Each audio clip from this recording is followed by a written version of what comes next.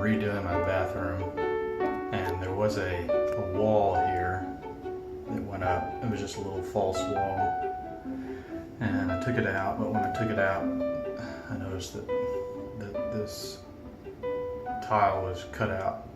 So what I'm going to do is I'm going to take some base shoe and cut it to this length here, and then trim off the edge, and then paint it green, put a little stripe in the middle for the tile, see if I can get it to match pretty good. That way it's not that noticeable. There'll be a shower curtain here, so I mean it's not like it's going to be out in the open. So alright, let's see how I do. Alright, so this is what I have so far. I'm going to have to manipulate it a little bit, but this is called base shoe. You can buy it at any Home Depot type store. So it goes around normally at the bottom of the baseboard. This is quarter round, which is like base shoe, but base shoe is narrower. So that gives you an idea of what that's for. So the angle on this is pretty good. It's not quite a 45, so I'm going to have to manipulate it a little bit, put some Bondo in it. I'll create a groove right here so it looks like the tile goes up. I have to sand it down a little bit so it'll be flush. But looks pretty good. Looks like I need to raise it up a little bit too, so it'll be plain out. Okay, here's where I am now. So it's in there, it's been glued in. I took a pocket knife and cut a groove in there so it looks like the tile continues. So, alright, we're gonna let that set up. Alright, this is with the Bondo. I've already done some sculpting to try to get the shape. But you can see that's actually the wood that's been painted, so it's actually pretty close to the tile color. Here's the one so far that's been unshaped.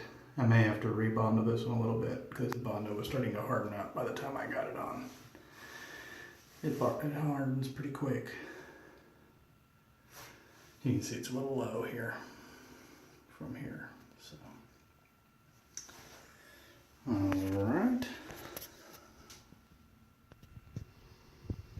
Alright, here's the other side. The main problem is when they put this tile in, this tile comes all the way up here and doesn't have a bevel, and this tile is rounded over because it's a bull nose. So I'm going to have to just kind of finesse that out. And another thing I want to mention is Bondo is very, very stinky. This is the first time I'd ever used it. Kind of gave me a sore throat. So use it when you can get out of the house or have a well-ventilated area. Be in a well-ventilated area. Alright, so here is the finished one. Cut a groove here for the tile joint as it goes up. Smooth. And here's the other side. You can see how I cut the dust down. Just tape my back into the wall. So again, I had that little thing where this tile went up instead of going over, so I had to kind of improvise a little bit. I wasn't able to fill this in completely because the Bondo started to harden before I was finished. So, and since it's so stinky, I think I'll probably just go back with caulking or something, just smooth it over. All right. Well, it's not perfect.